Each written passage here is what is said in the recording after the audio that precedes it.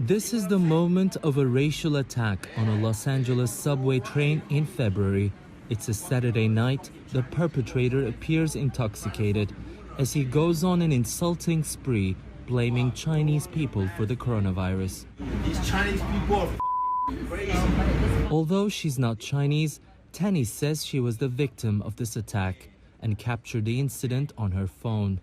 The vulgar rant went on for about 10 minutes. His body language was really moving towards me, and his words were becoming more hateful.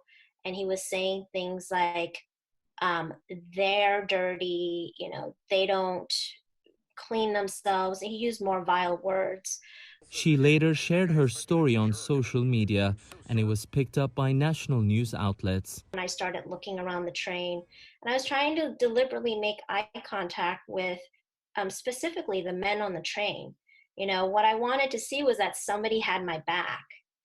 Nobody looked at me. Everybody diverted their gaze away from me. Tanny is among many Asian Americans who say they've experienced similar racial attacks in the United States. The World Health Organization has repeatedly warned against the use of phrases that could lead to the stigmatization of certain ethnic groups. But analysts say political rhetoric hasn't helped. Certainly, we see the impact that it has had on the Asian American community.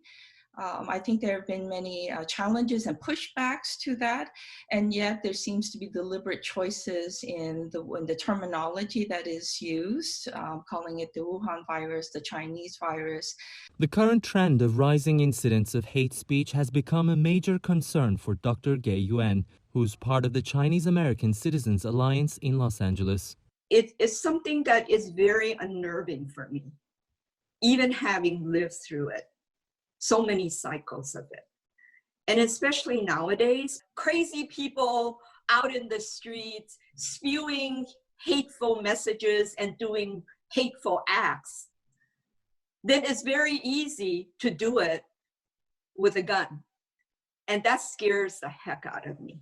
Yuan says she's witnessed many cycles of racial discrimination against the Asian community. And for those who are now living under the cloud of COVID, speaking up may be the way to prevent these attacks from happening again. It is Tianshan, CGTN, Los Angeles.